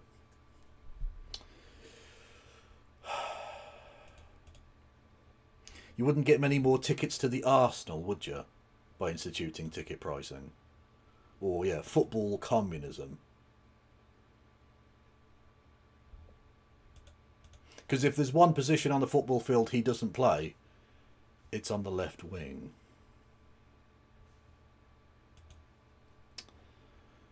Anyway. Thank you, Graves, for subscribing on the YouTube. No, for big membering. For membering. Thank you for giving me your member on the YouTubes. And that's why my government fought so hard to create the independent football regulator to protect our national game. And we should... Right, which you then fucking stacked by having a Labour Party donor as the chair of that committee.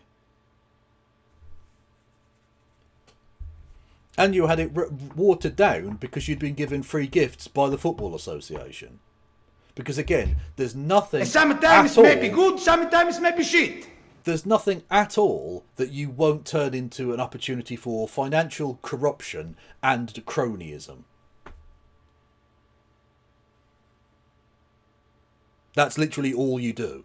Everything you do is about that.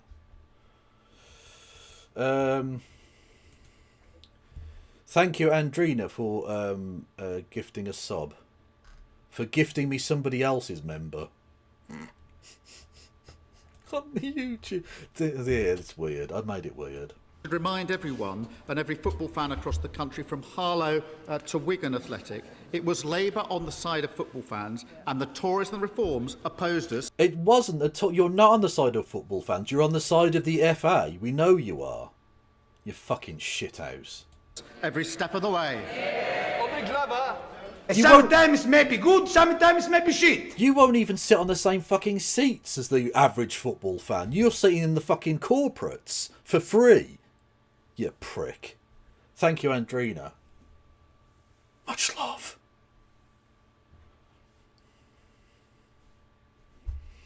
Nobody sits like that.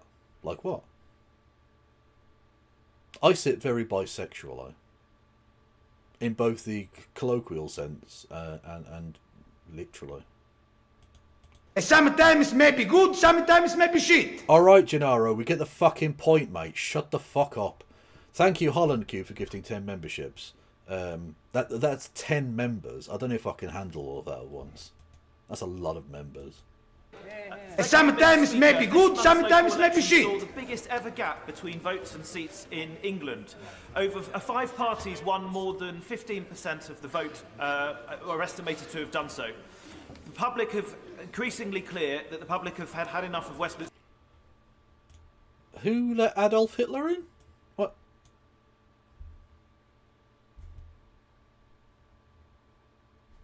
Who allowed leader of the Third Reich, Adolf Hitler, into the British Parliament? That seems like a very strange thing, considering he literally had that building bombed.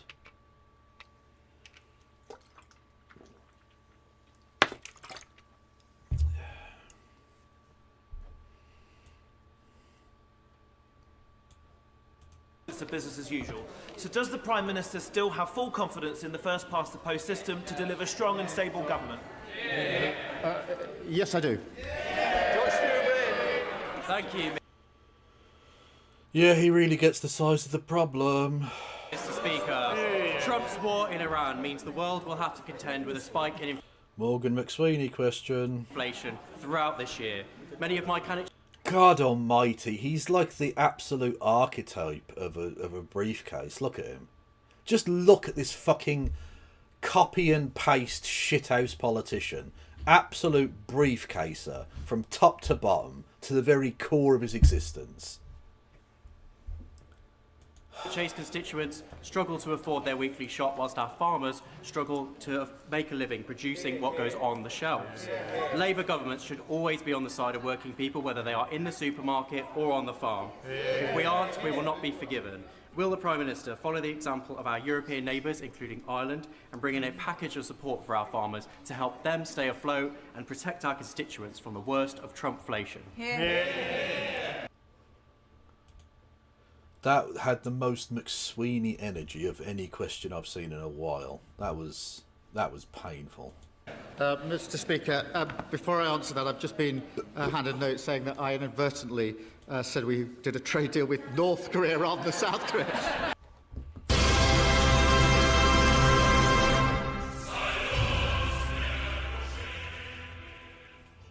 Based Duce action.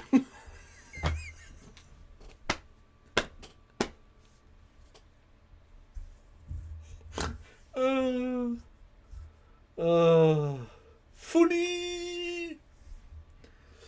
What do you think? Who do you think would win, Morgan McSweeney or Wes Streeting? What, in a fight?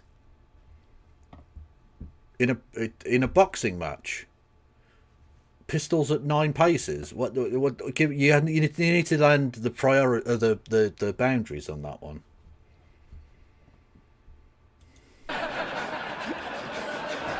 That would be breaking news, and not very good. So, before I'm referred to the Privilege Committee, can I correct the record, Mr. Speaker, in that regard? It was a slip of the tongue, but a pretty unfortunate one.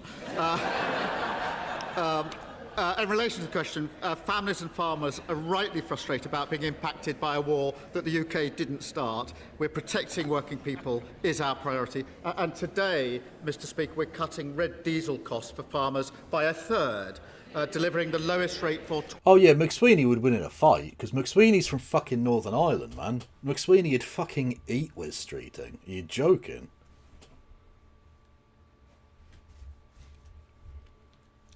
He would fucking break off the man's arms and kneecap him with his own tibia.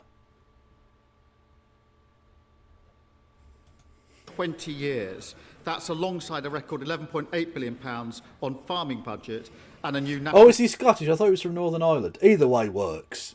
Although the kneecapping is less culturally relevant, I guess. But... programme to redistribute surplus food will make sure no one in this country goes hungry. And I can confirm the Chancellor will make further announcements tomorrow.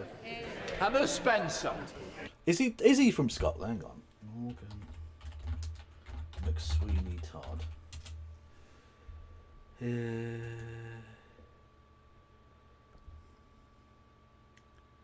Yeah, he was born in County Cork, Ireland. He's not even Northern Irish, he's just Irish. I told you. Fuck off. With your nonsense.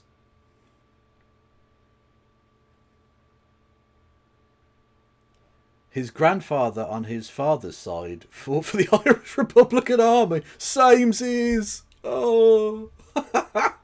we can be granddad terrorist friends. Me and Morgan McSweeney.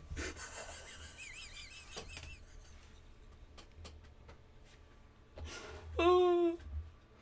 Umphy.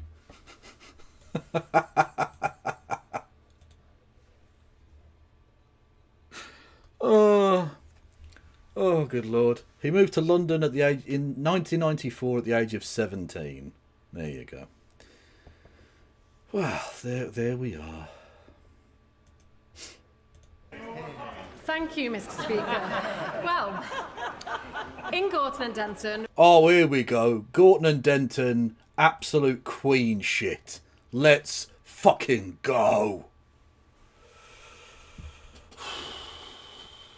We have to pay full price for a pint. But here, for some reason, it's cheaper, and some MPs drink before voting, and that really shocked me when I came to Parliament, because it is our work. Wow, so in touch with people. Sarah Pochin shouts, "Get a life."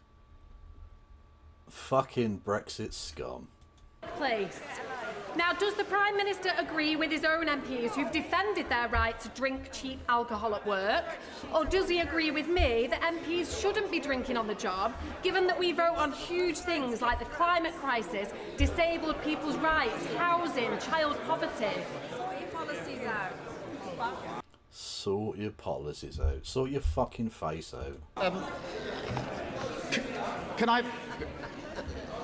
Can I firstly welcome her to our place, because I think this is her first PMQ. Look, there are going to be different views on whether people should be able to enjoy a drink here or not, but I think we can agree that the majority of people in this country want an economy that works for them, public services that are there when they need them, and every child going as far as their talent or ability. What the fuck has this got to do with the thing she asked? He doesn't answer, does he? Will take them. But the only way to deliver that is through a Labour government, as we are doing. And I know the Greens think that their leader walks on water. It turns out that he just lives on water and doesn't pay his council tax.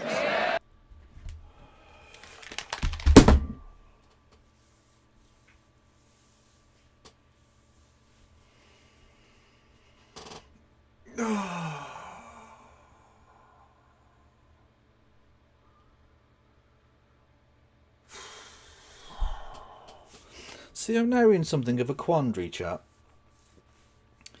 After an answer so absolutely fucking vapid, so devoid of anything, so unbecoming of the office,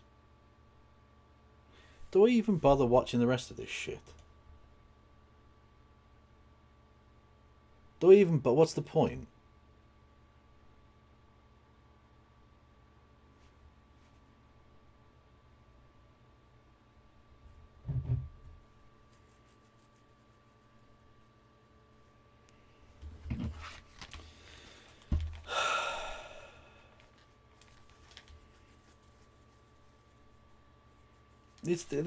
Fuck this guy. Honestly, the sooner he leaves, that's just for the better. Fuck him. Honestly, the people cheering that, I can't wait for you to lose your seats, you fucking cunts.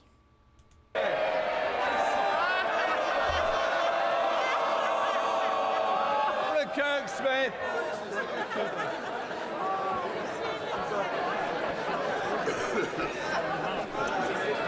Thank you, Mr. Speaker. On a more serious note, sometimes we all have those. What a disgusting group of scum. Honestly, you all deserve to lose, and I can't wait for you to do so. You fucking pricks. Those meetings with constituents that really stick with us. For me, it was the lady who came to my surgery and told me about the character AI chatbot that had groomed her 12-year-old son. The chatbot turned him against his school, against his parents, made sexual advances, and even suggested that the bot and the boy might meet in the afterlife. Since this happened last year... Well, if it's a groomer, then we should get that chatbot's best friend to become ambassador to the United States, I imagine. I have been on the case with the government, and I'm pleased that we've taken new powers Yum Yum GPT? to regulate AI services. But still, every day, more young people are being harmed in this way, and they won't be safe until the tech companies can no longer access them in this way. So can the Prime Minister tell me how and when he will act to finally make the online world a safe place for our children? The story of her constituent is deeply concerning. I thank her for raising it. It underlines why we must and we will act. We have already acted by shutting legal loopholes, so AI chatbots must abide by the Online Safety Act. But we have obviously got to look at what further measures we can take, including age-related bans, restricting children's use of chatbots, and stronger parental controls. And I'm meeting parents, teenagers and civil society later on this afternoon to discuss further stronger protections for children. We'll make sure that she is updated on those steps. Alison Griffiths. Thank you, Mr. Speaker. At 19, I was in a coma after contracting bacterial meningitis. But sadly, you woke up. I lost 70% of my hearing and needed open heart surgery. Well, at least the brain damage would explain why you became a Tory MP, I guess. The MenB vaccine has saved lives since its introduction in 2015 for infants. But there remains a gap for high-risk adolescents whom the JCVI has not vaccinated. Following the devastating outbreaks within this cohort in Reading, Canterbury and Weymouth, the JCVI is finally reviewing the evidence base. So can the Prime Minister tell the House what are the government's next steps? When will they happen? And will he make tackling meningitis a priority for his new Secretary of State and arrange a meeting for Meningitis Now and me? Oh yeah, he made that fucking briefcase of the new health secretary, the one that was formerly the advisor or whatever, the bald cunt that was on Laura Koonsberg the other week. Fucking embarrassing. Yes, I will do both of those things. And can I thank her for raising her own experience here to highlight the issue. Right, she might be making a good point, but she's a Tory MP. Any point about, like, oh, we should improve healthcare? Motherfuckers, you consistently underfunded the NHS. Like, you don't get to be the, I care about this one particular thing. I don't give two fucks if she's making a good point. I don't care. You've given up your fucking right to be taken seriously on this topic by being a Conservative.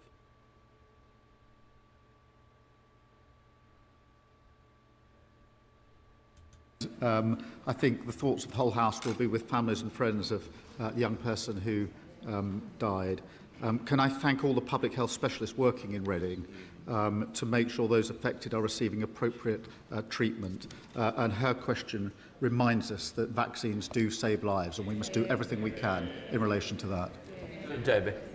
Thank you, Mr. Speaker. Mr. Speaker, littering and fly tipping is a blight on our communities. Yes. This isn't just an issue for Lewisham, it's an issue for towns and cities across our countries and indeed rural areas. Nobody wants to see a dirty mattress or cans or bottles up against roads or gates. It's awful. Yeah. And I welcome the government. Well, increase block grants and ring-fence money for pickups of such things. That's what you need to do. You need to allow councils to have the money with which they can fucking provide those services. And you haven't. Government strategy and plans to give councils more powers to manage fly tipping, but I absolutely believe more needs to be done. And does the Prime Minister agree with me? It's absolutely time to have a national conversation about how we manage and deal with littering. Well, can I thank her for raising this, because the government is cracking down on disgraceful waste criminals. Mr. Speaker, that includes tougher penalties for fly tippers, including service in clean-up squads and potentially losing their driving licence, more powers and funding for the Environment Agency, and stronger checks across the industry to tackle fly tipping at its source. So no money to councils to actually do anything about it, though. Again, they're not interested. He's just a neo-lib. He's never going to change. Glenn Miller. Thank you, Mr. Speaker. The Gallows Brook in my constituency has the highest concentration of forever chemicals in the country. The BBC reports today that the concentrations are 47,000 times higher than the environmental quality standard, yet the Environment Agency has no plan for regular monitoring. A stream flows through the garden of my resident, Lee. She has suffered from ill health for 8 years. She took chickens, they have died. She had a dog, it developed a tumour and died. Oh, the poor chucks and the doggy wog. Oh,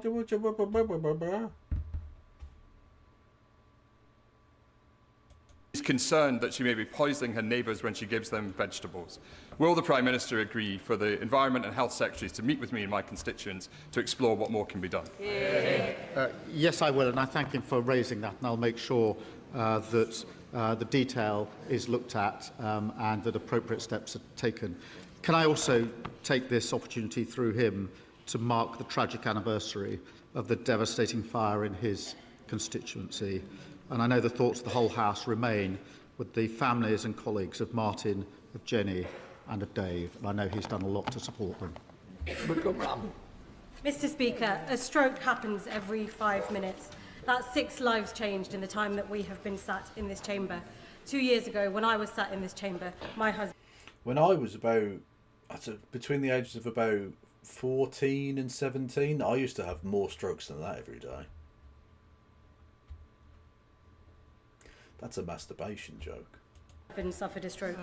We know that when it comes to the right care and treatment, every single second counts. We know firsthand why the work of the Stroke Association is so important, ensuring that everyone knows the signs and symptoms, because when a stroke strikes, acting fast matters.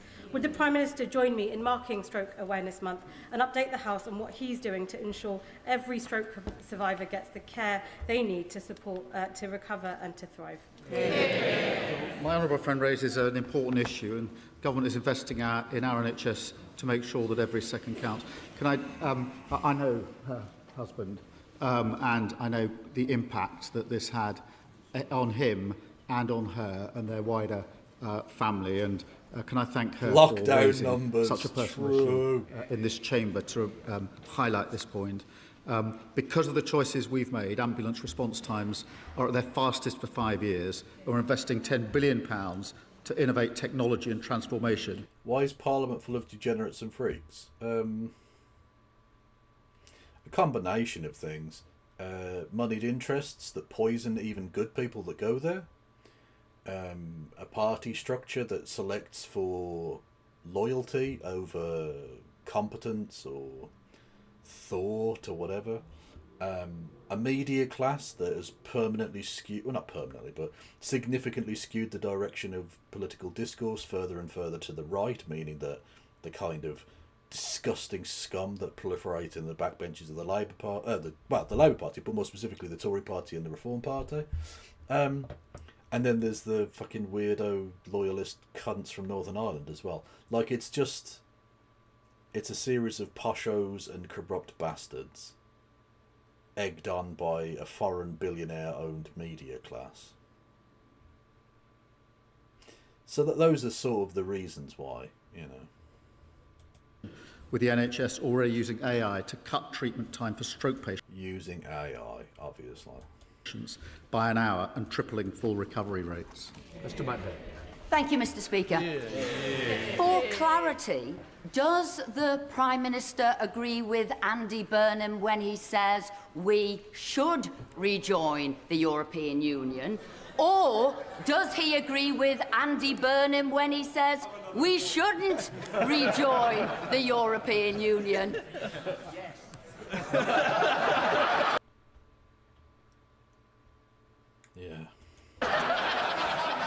I agree with what we said in our manifesto, which we are implementing. We are closer to the EU by the agreement we reached last year. We'll be closer again by the agreement we reached this year. We're building on the botched Brexit deal that they did, which did such damage to our country. Mr. Speaker, my community in Crewe and Nantwich has been left in deep shock and concern following allegations of serious sexual offences, forced marriage and modern slavery against members of the Ahmadi religion of peace and light. Will the Prime Minister join me in thanking Cheshire Constabulary, Cheshire East Council and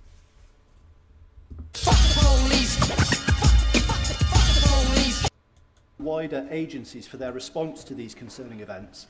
And will he commit to ensuring that we receive the necessary resources to deliver justice where crimes have been committed and to reassure the wider community that this government is on their side? Well, thank my honourable friend, and I'm grateful to all the agencies involved in enforcement action, including Cheshire Police. It is vital that local public services get the funding that they need, and that's why we've increased Cheshire's police budget by over £15 million, Mr. Speaker, and we've recruited 3,000. Why did he answer that more seriously than Hannah's question? Because he respects Conservatives. Because he is one. That's why.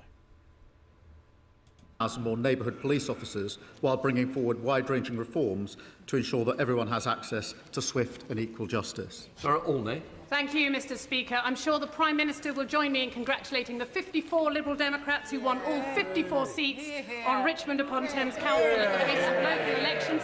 But would he also agree with me that first-past-the-post system that produced this result doesn't give our communities the representation that they voted for, and that this failure to respond to voters' preferences is fuelling disengagement with our democracy? Will the Prime Minister declare his support for changing electoral systems in the UK to ensure that every vote matters? No, he won't do that, because he's useless. Well, I'm really sorry, the answer's no, and I can't bring myself to congratulate the councillors, so I apologise. John Turner. Thank you, Mr. Speaker. From 1997, the Prime Minister campaigned to scrap single-judge trials in Northern Ireland. Yet when I opposed his government's plan to bring in single-judge trials in England and Wales, I received hostile briefings and smears about my mental health from the lads in number 10 Downing Street. The Chief Whip's shaking his head, but he knows about it, Mr. Speaker. The Prime Minister knows that my nephew Matty took his own life as a result of work-related stress as a young criminal lawyer. So during Mental Health Awareness Week, while ministers spoke with compassion about health and well-being, did the Prime Minister reflect on those hostile, discriminatory briefings which he knew about and he allowed to happen? He doesn't care, no. Can I thank him? And he has told me previously about Matty and the impact that had on him. I totally understand that, and I want to be absolutely clear that nobody should be smeared in relation to mental health. Nobody. Yeah, but he was. By you and your team at Downing Street.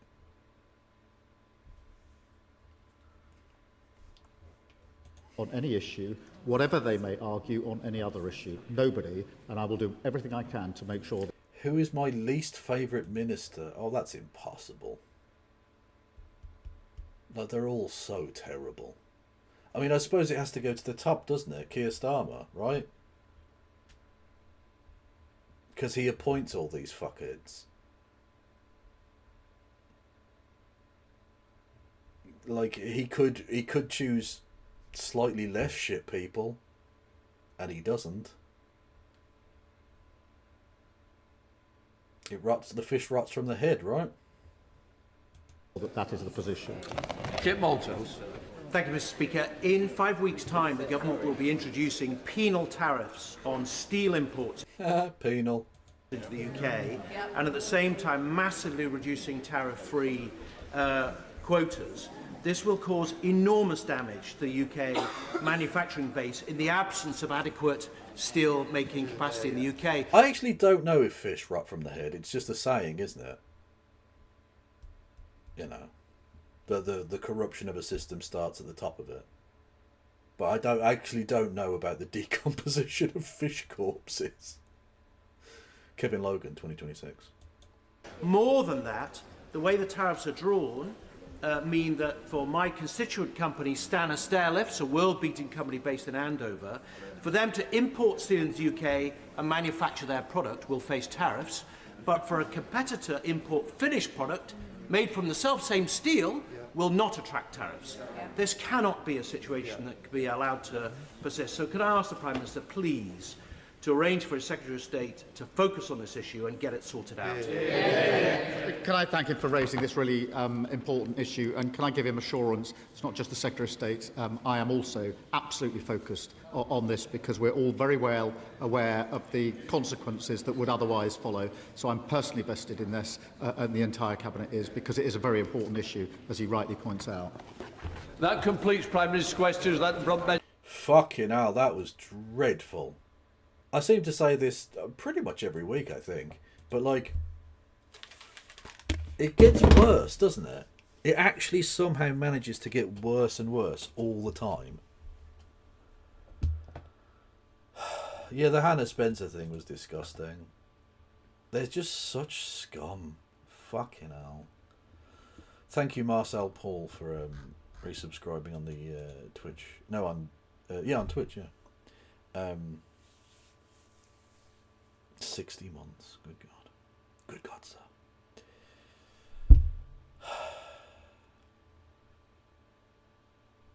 That's the adults in the room, everyone. And it turns out the adults in the room are also cunts in the room. So that's a thing. If only Poshbird were here. True. I think she's back soon. I don't know. But I don't know. Anyway, yeah. I'll be back tomorrow, probably, for some question time. I don't know why we're questioning time. What did time do? Maybe we'll find out. Okay, let's have a gander. Customization. Who is going? The Surfs are going, so I'm going to send you over to the Surferinos. Have fun there. Actually, we'll go to the Surfs on both. Fuck it. She's back and tanned. Well, and she has a tan. Okay. Well, that would make sense. She went to a sunny place.